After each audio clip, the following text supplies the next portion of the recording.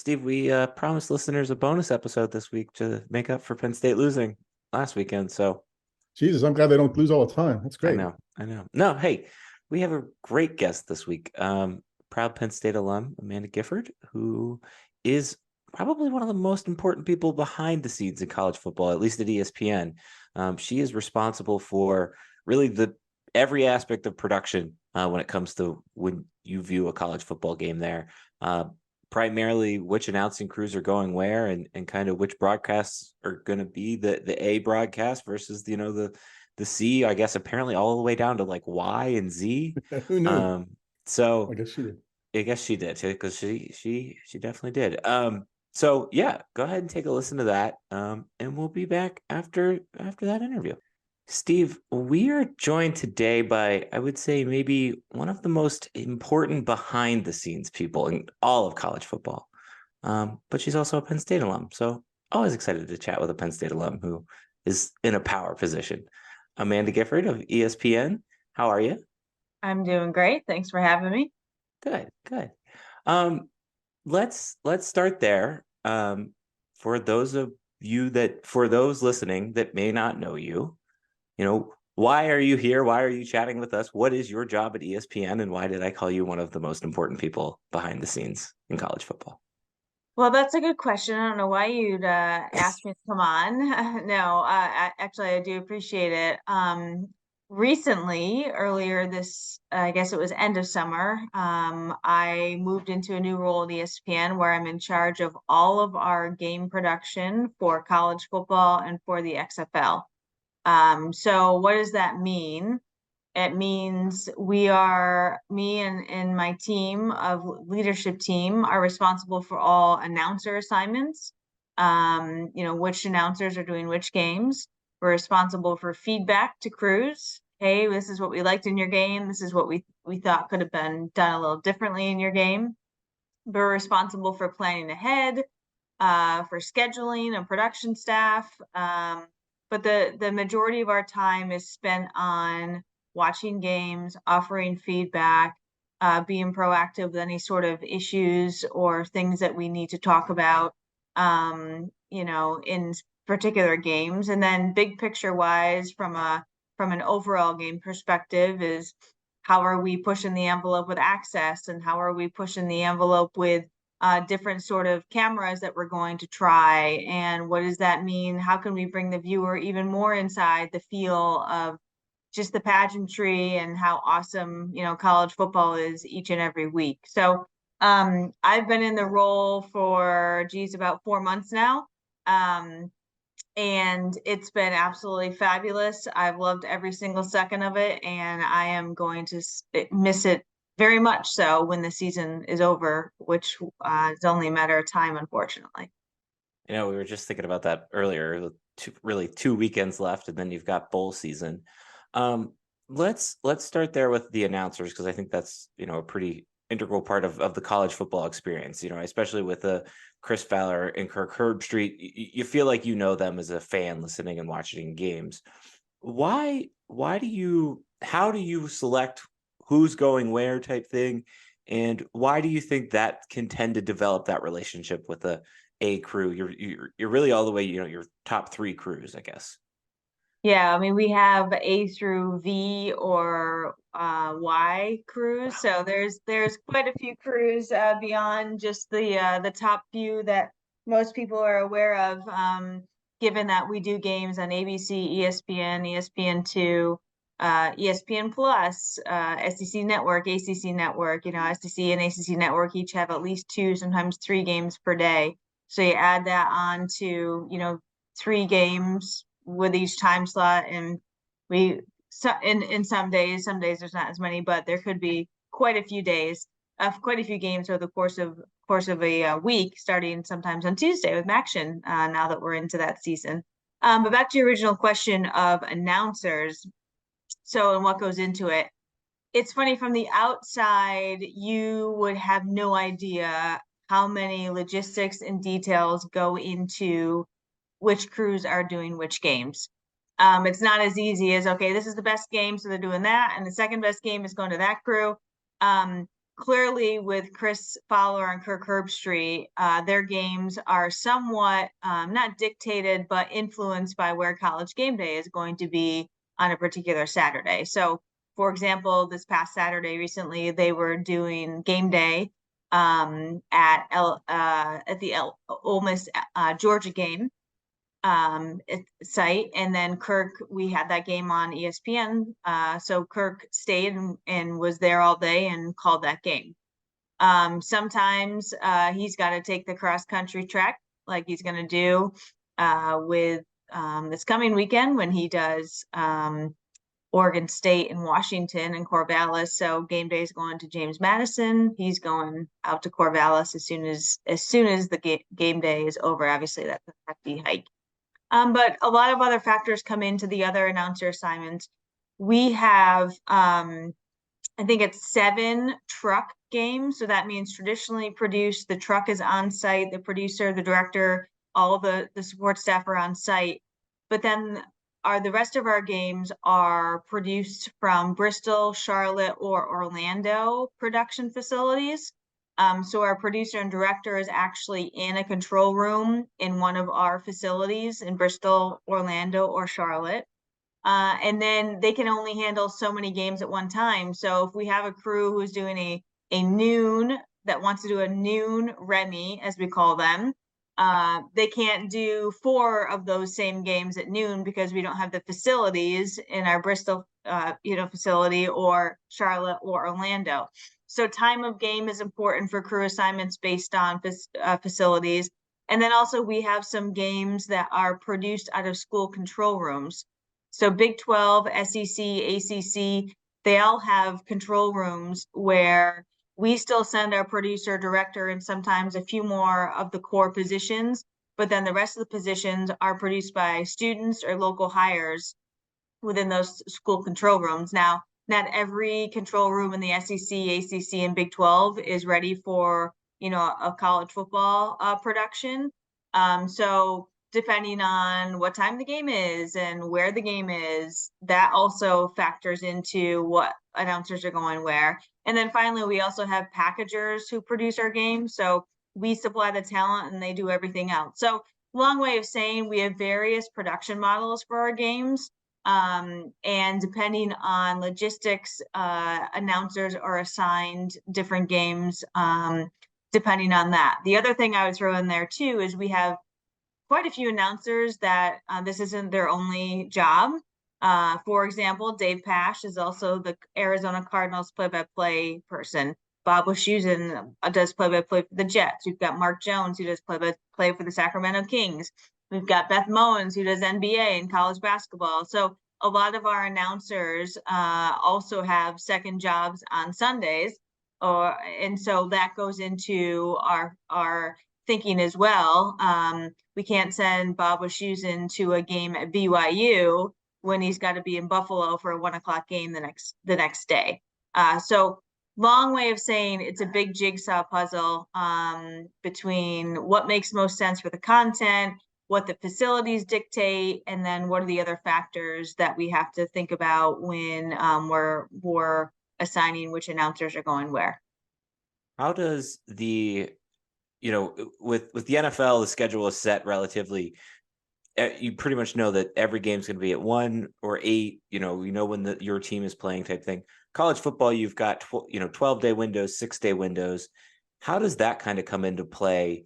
And do for a Bob Wischusen who he's got to be in Buffalo. I'm sure you accommodate that request. But how far are you planning out for football season once you get into the later half of the season when the 12 and 6 days come around? Yeah, as you mentioned, the later half of the season is really what comes into play. The first half of the season was like the first 4 weeks. We felt like we could plan that out pretty far in advance, just knowing that what our games were. But now that we're into 6 and 12-day picks, it just means a lot more time Sunday mornings huddling. We go into every weekend with this is what we think is going to happen based on most likely scenarios with teams winning and losing. And then what we'll do through the day, depending on the time of the games that we're waiting on to finish, we know we're getting that game. All right, yes, let's keep that crew on there. And then we'll huddle again Sunday morning. So we typically spend, we have 2 different scheduling meetings each week. That's with our production management team, who handles all the filling out of the forms and all that sort of stuff that get out, with our leadership team, and then with programming as well. And so we'll start to look ahead, for example, this week, we'll start to look ahead to next Saturday. And this time of year, because Thanksgiving is coming up, because championship weekend's coming up, things are getting set pretty, in bowl season too. We're pretty far down the road of having everything set, but certainly we do wait until Saturday evening, Sunday morning, depending on what networks we're waiting on to make their selections, and what order we have our selections from a game side. So again, we go into every weekend having a good idea of what we are thinking. And then just when we think like, okay, yeah, we should have this all figured out, some curveball comes in, and that's what makes it fun and exciting. Like, oh, well, we should think about this or think about that. It just means a little more time on Sunday mornings to sort through things. You mentioned watching games and then providing feedback. I'm curious, do you have a sense of how differently you may watch games from a fan? And then the second part of that, in terms of feedback and credibility, like, you're new to the job. When you go to someone and say, hey, we were thinking about this, like, how do people respond to you, or respond to anyone who's offering suggestions about something they've been doing during their career? Yeah. I was very cognizant when I took over this job of being honest with people, in that I've never produced a television game in my life. I've done some radio, but obviously the television world is about 15,000 times more involved, and there's a lot more things going on. The first time I ever stepped into a TV truck, and I stepped into a TV truck prior to this role, but I don't know how anybody gets anything done. I don't understand what people are doing. I don't understand what they're looking at. I feel like now, 13, 14 weeks into the season, I certainly have a much better understanding. But my point to the production staff and all the producers and the people who work under the producers and the directors was, I'm coming at it from a fan perspective. Someone who has watched a lot of college football, and I'm coming at it from, you know what, I didn't see this replay. Why? I go into feedback asking a lot of questions, like, take me through what you were thinking with this. Why did you do this and not this? Did you ever think about trying to work in a reporter here? And honestly, we've done so much feedback with crews. Like, we'll set up game tape, basically. Mm-hmm. We'll sit down with a crew and we'll watch a quarter of a game, and we'll go through it. And to be honest, with the leadership team, that has been a big help for me, as I kind of sit through and listen to the feedback that they are giving to our producers and our directors and our announce teams. So, the perspective of, I go at it from a viewer, and hoping that because I'm not in the weeds, like, that offers a different perspective than people who have come up in this sort of space. But I in no means have approached it, nor am I suggesting that you did, but approached it like, okay, I'm coming in and this is what we're doing. And my role right now, at least for this year, as I get more comfortable, is just, how can I support you, and how can I make sure that you have all the tools that you need to put on the best possible product as possible. I've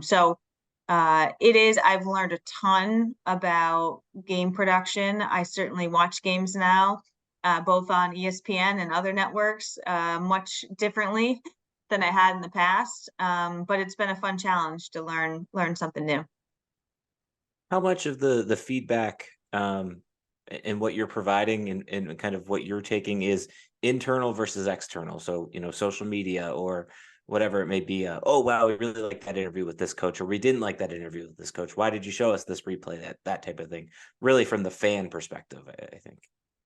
Yeah, honestly, I haven't paid much attention to social media. I think some big plays might stick out once in a while, but honestly, I spend so much of my Saturday flipping between games that I might have Twitter up and scroll through it, but honestly, nothing's really caught my eye I can recall too much this year. So our the way we do feedback is we ask the producers and directors to provide feedback on their games, and that helps us. They'll say, hey, this is a really good part, the third quarter, really nice replay sequence. We'll go back, we'll look at it, maybe share it with the whole group and say, hey, here was a great example.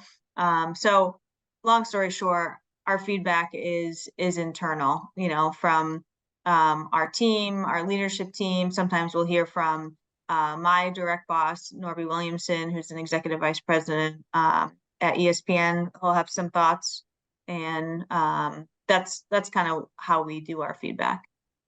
Are you watching one game at a time? You said flipping back and forth, or do you have, what's your setup on a Saturday? Well, if I'm traveling, which I've traveled about half the weekends to see different production crews in person and sit in the truck and just get a feel for how different producers run their shows. It's hard to watch other games unless I'm at a nighttime game. Then I can watch in the morning before I go. Or if I'm at a noon game, which has been the case a lot of the time when I'm traveling back, as long as I'm on an airplane that has live TV, thanks American and Delta, and Southwest too, I guess, and JetBlue. I will be able to watch a lot of games there too, which is actually great because, I mean, you're sitting there, what else are you going to do besides watch college football? So if I'm home, I will typically have on, we have 2 TVs in our living room, and then sometimes I'll have a game on my, iPad too. It's hard, like, I like to hear the games and not just watch them. I don't think you can provide good feedback unless you're also listening to what the announcers are saying. But I can go back and spot check, hey, that second quarter, I'm just going to watch, 15 minutes while I'm eating my lunch and see if I see anything on a Tuesday, and our leadership team, there's 4 of us, including me. We kind of divvy up the games and try to make a point each weekend to, watch games that maybe the crews that we didn't see the previous weekend, just to make sure everybody hears something from us every other week or every third week or so. So, long story short, it's just toggling back and forth between different games. And then of course, like sometimes doing that on the softball field when I watch my daughter, or on the football field or baseball field when I watch my son. Thank God for technology. But we make it work. Very cool. You've worked, I believe, with ESPN Radio. You worked with, Colin Cowherd back in the day. What's the best part about this job presently that you're in? It's exclusively college football. And if I had to pick one sport to work in, I've always said I would love to work in just college football. I find myself listening to different channels on Sirius XM that are only college related now.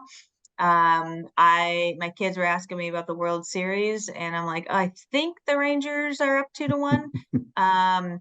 So it's funny how I've really just immersed myself in the collegiate space, and it's always, college sports have always been my biggest passion.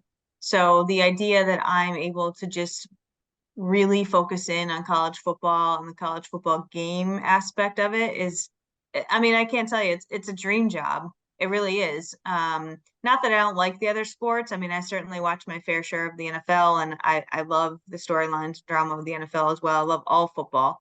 But college football, I mean, going to a place like Penn State, like, how can you not, love college football? They hook you there. So it's something that I've always loved. And when I was approached about taking on this role, it was like, where do I sign up? It's weird for me, right? Because I come from a radio background. I was on the Sports Center executive leadership team in my previous role, but with this, and there we had to think about all sports, 365, 24/7. It's going to be odd for me, who comes from that background, when it's January 11th and college football is over. At least the on the field part is over for the year. And then, okay, how are we filling our time, from now until week 0 and the end of August next year. So I'm sure there's plenty to do, and there'll be plenty to figure out, but I'll be sad, like I said earlier, when it's over.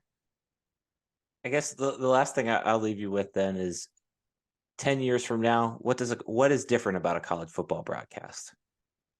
Yeah, that's a great question. I think you're going to continue to see more and more access, different camera angles that can get you closer to the field, closer to the action, maybe get inside the head of coordinators or head coaches or you know, just more, here's what it's like even if you aren't here, feel. You know, in 10 years it'll be interesting to see, well, what the conference alignment looks like then, how the college football playoff will look like then, and also, you know, what the NAL, what the transfer portal and the integration of gambling within you know, the games will be, who knows, or won't be. I know right now we have zero integration of gambling, and that's totally fine. I'm not saying we need to, but given that's a space that continues to just grow and grow and grow, it will be interesting to see if there are any changes made in that regard. But I think I'm hoping in 10 years, like I can't imagine how much slicker the broadcast will be. Hopefully personalization, maybe you can pick on which camera angle you want to watch. I'd like to watch right over the quarterback the whole game, or I'd like to watch from the high end zone, or whatever it is. So it really is a great user experience. All right, cool. I've got two Penn State related questions before that we try to ask every Penn State guest that comes on. So they're quick. You're back in State College for one night and one night only. Which bar are you going to? I would say the Rathskeller, but I've Okay. heard that it's no longer there anymore. It is, but it isn't. So Okay. yeah. All right. So I guess I can keep that. And Yeah. Mad Max, I'm assuming that is that R.I.P. still. Oh, that's definitely gone. That's gone. Okay. R.I.P. So Yeah. this shows You're better at the you, Skeller, doggies. yeah, this shows you how long it's been since I've done the bar scene in State College. Kids will do that to you. Yeah, typically when I'm there, it's very short and it's in and out. I need to get back there, but I'll throw it back to Mad Max or the Rathskeller. All right. And last one, the go-to creamery flavor. You know, it's interesting because I didn't eat a lot of creamery ice cream when I was there. So I'm not even sure they have the chocolate peanut butter cup that is the world's best ice cream flavor there. So if they do, I would go with that. And if they Okay. don't, I'd probably skip. I know that sounds terrible. No, that's okay. That's okay. Steve's more of a chocolate milk guy, so Okay. we appreciate that. All right, Amanda. Well, anything else you would like to add? Anything else you'd like to say? You know, ESPN wise, I think ESPN has enough PR coverage that I think most people know where to find. Wait, so you gave her a chance, now you're shutting her down? Well, sorry. No. Yeah, no, I think hopefully people who are listening to this podcast have a good idea of how to get to ESPN. I appreciate all those people that do, because it helps us in the long run. We're having a great season from a ratings perspective from games. To be completely honest, they were projecting us to be down about 10% year over year due to the contract rights that no more Big Ten. You know, we don't have the SEC, we don't have the full big or the more of the Big 12. So they were projecting some slip of ratings this year, but so far, knock on wood, we are not down. We're up a little bit, and we hope that we can finish strong, because next year with the whole SEC package coming to ESPN and more Big 12 games, it'll be good. It'll be interesting. Although I will say, when I first got this job, a lot of people said to me like, "Oh, that means you get to go to State College more often and see Penn State football games." And it's like, well, not really, because ESPN isn't broadcasting any of those games, unfortunately. Every time I see Jimmy Pitaro, the ESPN chairman, president, whatever, you know, his official title is, and he's a Penn State guy because he went to football camp there, even though he went to Cornell. He always tells me he's a Penn State fan. I was like, come on, Jimmy, you know, those Big Ten rights. He's like, you never say never. You never say never. I'm like, okay, I'll put my faith in you. There we go. We'll see you at a bowl game, maybe. That'll be it. Yeah. Yeah, actually, I was looking at that today. I'm like, oh, Peach Bowl, that's a projection for Penn State. I better go and see the announced team at that bowl game just to make sure that everything's going okay. Exactly. Awesome. Well, thank you so much for your time, Amanda. This was great. Steve, I think the biggest takeaway for me was just how massive of a production ESPN college football is. Like, I think we kind of, because you and I pay attention to that a little bit more, but it blew me away, the numbers, the amount of people, the trains, planes, and automobiles involved with that. Yeah, and I think I understand it a little bit, and then I don't understand it at all, right? Yeah. Because there's the trigonometry that you forget about it. Like I'm doing math over here, like, okay, these announcers are the best game. They go there. Oh no, wait, Bob Wischusen does this, and somebody else does this, and we can't have them on this part of the country. So I think that's an interesting challenge that she certainly handles deftly, and Amanda's great at that kind of logistic stuff and people stuff. And I think the other thing is, it was refreshing to hear when she's going into the job and tells them, hey, I'm watching this as a fan. Like I'm trying to figure out the experience. I got to tell you, if there's somebody that's going to be fighting for a fan experience and at least thinking about the fan, I'm glad ESPN is doing it, and I'm glad Amanda's the one who's doing it for them. I think that's also interesting you brought that up, because I think when you pay attention to sports media, we oftentimes just only think about the ratings number. And I think the thing, even with our podcast, that we try to do is walk you through different aspects of the fan experience when you're watching a game on TV or when you're at a game, in person. And I think when you hear that companies that are in charge of doing that, especially the worldwide leader, it's reassuring as a college football fan that people are looking out for the integrity of college football, particularly because it's a very important part of Americana. And like I said to her, Chris and Kirk are a major part of your Saturdays in the fall.